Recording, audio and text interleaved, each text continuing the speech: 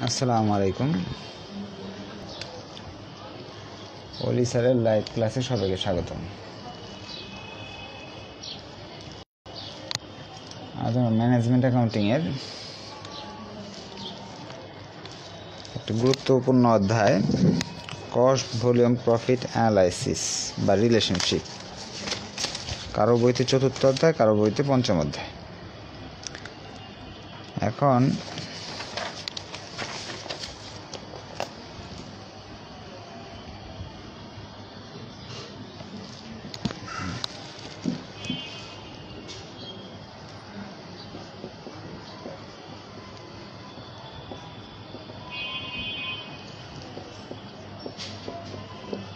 Cost volume profit relationship বা analysis. আচ্ছা, এই চ্যাপ্টারে আজকে আমরা প্রবলেম 6 করব। প্রবলেম 6 মানে আপনার লেকচার শিটের শেষ অঙ্ক। বাকিগুলো এমনি পারবেন, তারপর যদি না পারেন কোনো সমস্যা নেই, আমি তো আছি, আমাকে কমেন্টে জানাবেন যে এই অঙ্কটা করে দিতে হবে, করে দিব। যেহেতু 6 নাম্বার অঙ্ক লেকচার শিটের, সেই হিসাবে আপনাদের কিন্তু অবশ্যই আগের ক্লাসগুলো না করে, আগে 4টা ক্লাস ছিল, 4টা ক্লাস না করে এটা করাটা হবে বোকামি, বুঝবেন না কিছুই। ডাকটা আমি একটু লিখে দিই, তাহলে আপনাদের জন্য সুবিধা হবে, কারণ ডাক থাকলে বুঝাইতে সুবিধা হয়। সেলস 9 লাখ, আর পার ইউনিটে আছে 60 টাকা। একটার দাম হলো 60 টাকা, 9 লাখ টাকা আছে। ভেরিয়েবল কস্ট 3,60,000, একটার দাম 24 টাকা। কন্ট্রিবিউশন সিএম আছে হলো 5,40,000 টাকা, 36 টাকা। এফসি 4,32,000। এই তথ্যগুলো অঙ্কে দেয়া আছে। প্রথমে বলছে, 1 নাম্বার বলছে প্রশ্ন করছে আগের ক্লাস কই পাবো। এইখানে আছে, খুঁজে দেখেন, গ্রুপে তো সব ক্লাস আছে। আগের যে 4টা চ্যাপ্টার করানো হয়েছে সবগুলো চ্যাপ্টারের অঙ্ক আছে। আগের ক্লাস না করলে এটা বুঝতে একটু কষ্ট হবে আর কি। প্রথম প্রশ্ন, what is company CM ratio?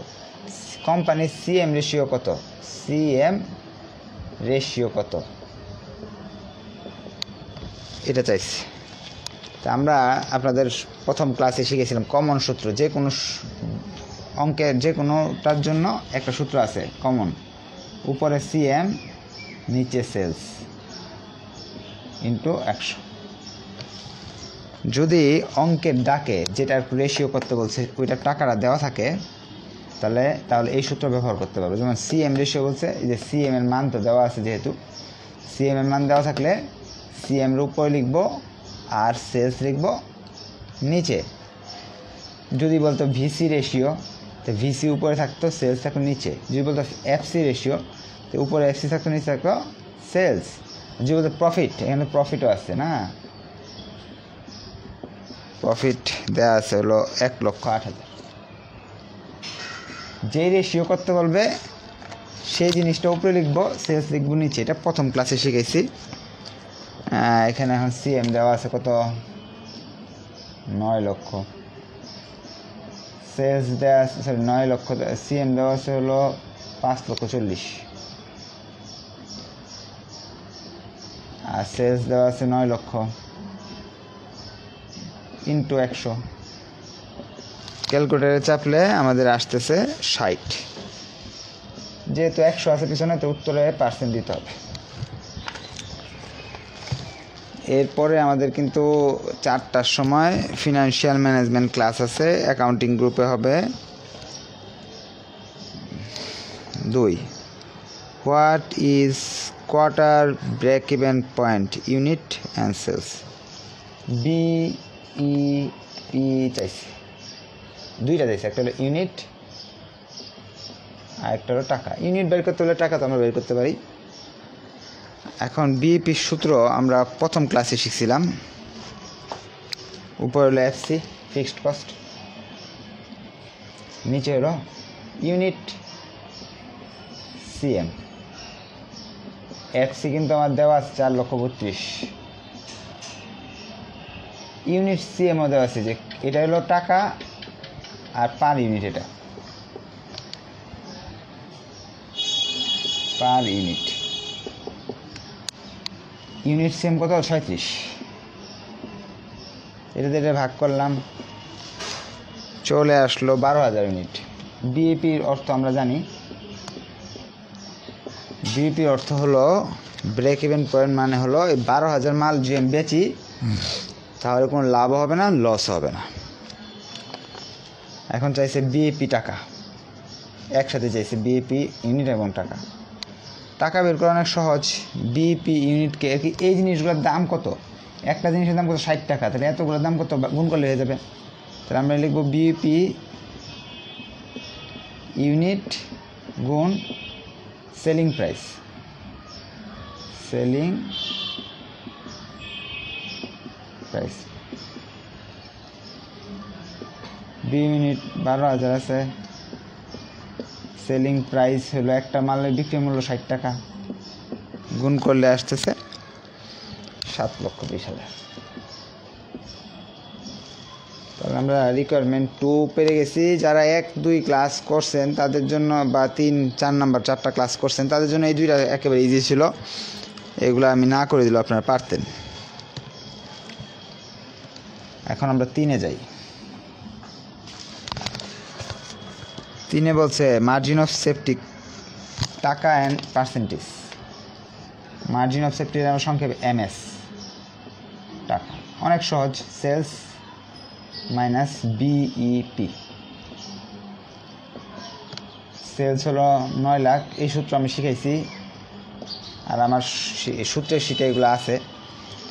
BEP হলো 7,20,000, বিইপি টাকা দেওয়া আছে 7,20,000। চলে আসলো 1,80,000। এখন তারা বলছে শুধু এমএস টাকা বের করলে হবে না, পার্সেন্টেজও বের করতে হবে, রেশিও। রেশিও কমন সূত্র ব্যবহার করে ফেলবো, এমএস রেশিও। কমন সূত্র কি, উপরে এমএস টাকা, নিচে সেলস। এমএসের টাকা 1,80,000, সেলসের টাকা 9 লক্ষ।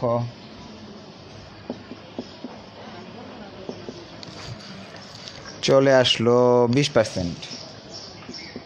3 নাম্বারটাও সবাই পারবেন আশা করি, কারণ যারা ক্লাস আগে দেখছেন।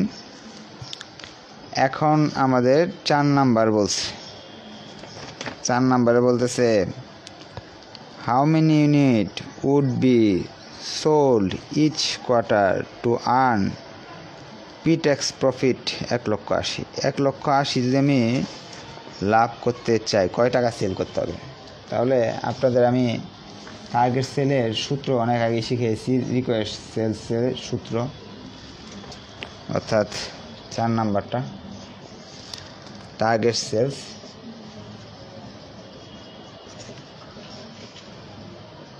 টার্গেট সেলস তাতে ইউনিট চাইছে না, আমাদের কি করতে হবে তাহলে? বিইপি সূত্র কি, এফসি আর কি এনে ইউনিট সিএম। 2 নাম্বারের রিকোয়ারমেন্ট এই সূত্র লিখছিলাম না, টার্গেট সেলের সূত্র সেম, খালি এখানে যোগ হবে প্রফিট। কারণ এফসি তো এখানে দেওয়া আছে হলো 4,32,000, প্রফিট প্রশ্নে দেওয়া আছে 1,80,000, রিকোয়ারমেন্টে বলে দিচ্ছে প্রফিট করতে হবে 1,80,000, টার্গেট প্রফিট বলে এটা। ইউনিট কন্ট্রিবিউশন 36 টাকা। ক্যালকুলেটর চাপলাম, 17,000, মানে 17,000 ইউনিট যদি আমি বিক্রি করি তাহলে আমার লাভ কত হবে? 1,80,000। এরপর প্রশ্ন করছে যে 5 নম্বরে সেম প্রশ্ন, if company can sales 15,000 unit but want to earn a pre-tax profit 1,80,000, when what would be the sales price per unit. যদি কোম্পানি প্রশ্ন করছে যে 15,000 মাল বিক্রি করবে, 15,000 মাল বিক্রি করে লাভ করবে 1,80,000। আমরা কিন্তু দেখতেছি এখানে 17,000 মাল বিক্রি করলে লাভ হয় কত? 1,80,000। কিন্তু এবার প্রশ্ন করছে না, 15,000 মাল বিক্রি করে 1,80,000 যদি বেচতে চাই, সেক্ষেত্রে নিশ্চয়ই বিক্রয়ের লাভ বেশি করতে হবে, বিক্রয়ের পরিমাণ টাকাটা বাড়াই দিতে হবে। 60 টাকা জায়গায় হয়তো 70-80 টাকা বেচতে হবে, নাহলে তো আর খরচ তো আর কমানোর সুযোগ নাই, বিক্রয় মূল্য বাড়াই দিতে হবে। তো এই প্রশ্নই করছে যে company can sales only 15,000 unit, company 17,000 unit বিক্রি করলে 1,80,000 লাভ হয়। কিন্তু তারা বলতেছে যে 15,000 ইউনিট বিক্রি করবে কিন্তু লাভ করবে কত? 1,80,000 টাকা। তাহলে এটা কিভাবে সম্ভব? ঠিক আছে, কত করে একটা মাল কত করে বিক্রি করতে হবে সেটা তারা জানতে চাইছে। সেক্ষেত্রে আমার কি করণীয়, এটা শেখানোর জন্য এই অঙ্কটা করাচ্ছি। কারণ আগের 4টা অপশনের অঙ্ক আপনি পারেন, কারণ হলো এটি আমি আগের ক্লাসে করাইছি। আগের 4টা অপশনের অঙ্ক আমি আগের ক্লাসগুলোতেই করাই ফেলছি। তো আজকে নতুন শিকার হলো এই 5 নম্বর অপশনটা। লেট ধরি sales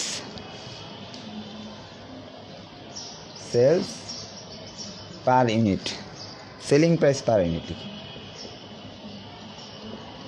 price per unit x.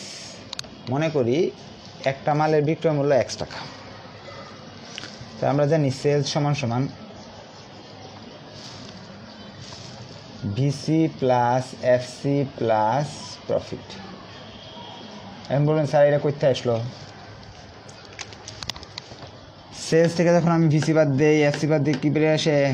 Profit আসে। তার মানে সেলস জিনিসটা 9 লাখ টাকা কীভাবে আসছে? Profit, fixed cost, variable cost সব মিলে আসছে। আরও সহজ বোঝাই, একটা মাল ধরেন 10 টাকাতে কিনছেন, 2 টাকা লাভ, এই যে ক্রয় মূল্য এবং সব খরচ মিলে 10 টাকা পড়ছে, আর 2 টাকা লাভ করবেন। 10 আর 2 কত হলো? 12 টাকা। বিক্রয় মূল্য কত হলো? 12 টাকা। সব খরচের সাথে মুনাফা যোগ করে দিলে কি আসে? সব খরচের সঙ্গে মুনাফা যোগ করে দিলে বিক্রয় মূল্য চলে আসে। এখন কয়টা মাল বিক্রি করতে হবে বলেছে? 15,000 মাল। একটা মালের দাম X টাকা, 15,000 মালের দাম কত হইব? 15,000 X। এখন একটা মালের কত? 24 টাকা। 15,000 মালের ভেরিয়েবল কস্ট হইব এটা। Fixed cost 4,32,000। প্রফিট দিয়ে দিছিল 1,80,000। তো ক্যালকুলেশন করলে আমাদের কাহিনী শেষ। আবার বলছি, সেলস বাইর করতে হলে আমরা একটা মালের দাম কত? X টাকা। কয়টা মাল বিক্রি করতে বলেছে প্রশ্নে? 15,000। এই জন্য 15,000 X। একটা মালের ভেরিয়েবল কস্ট 24 টাকা। তো 15,000 X এর দাম বের করতে হবে। প্রফিট তো দেওয়া আছে, সবই দেওয়া আছে, ফিক্সড কস্ট দেওয়া আছে। এখন আমরা সমীকরণের নিয়ম অনুযায়ী কাজ করে যাব। এটা দিয়ে এটা গুণ করলে 3,50,000, এই দুটা যোগ করলে আসে হলো 6,12,000। তাহলে এই যে 15,000 ওই পাশে পাঠিয়ে দিতে হবে, নিচে চলে যাবে 15,000। আর এই দুটা যোগ করলে আসে 9,72,000। এটা দিয়ে এটা ভাগ দিলাম, চলে আসবে হলো 64.8। অর্থাৎ 64.8 টাকা করে একটা মাল যদি বেচি আমরা, তাহলে আমাদের মুনাফা হবে 15,000 মাল বিক্রি করলে 1,80,000 টাকা মুনাফা হবে। সর্বশেষ কোয়েশ্চেন করতেছে, সেলস ইনক্রিজ করলাম 1 লক্ষ টাকা, যে if sales increase by 1 lakh টাকা per quarter and what is no change in fixed expense. By how much would you expected net profit income net operating income to increase?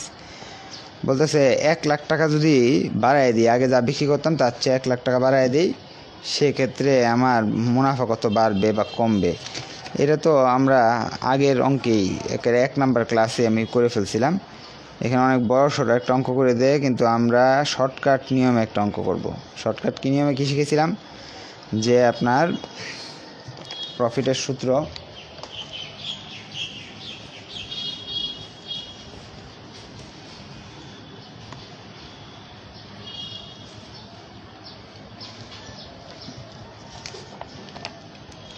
Increase, প্রফিটের সূত্র increase বলছে না, বৃদ্ধি।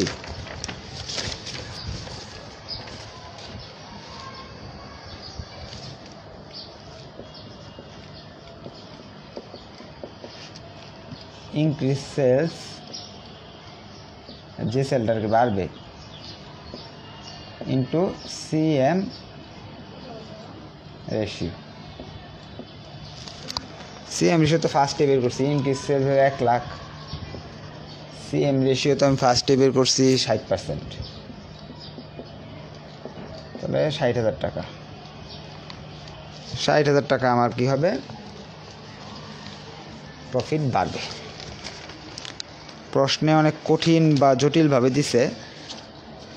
প্রশ্নে আমি যে সলভটা আছে, সলভে দেখবেন অনেক ঘুরে ফিরা 1,68,000 বানাইছে, পরে আবার এই 1,68,000 থেকে 1,08,000 বাদ দিলে 60,000 টাকা প্রফিট আসে।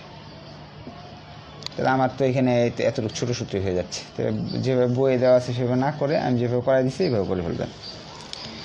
এই চ্যাপ্টার তাহলে শেষ। আপনাদের যদি কোনো কোয়েশ্চেন থাকে চ্যাপ্টার নিয়ে, যে স্যার আরও 2টা অঙ্ক বাকি আছে লেকচার সেটি করাই দিতে হবে, পারবো না, তাহলে অবশ্যই কমেন্ট করবেন, তাহলে আমি করাই দিব। হ্যাঁ, আর কি বলে, নেক্সট ক্লাসে আমরা নতুন চ্যাপ্টার ধরবো। ধন্যবাদ সবাইকে, আসসালামু আলাইকুম।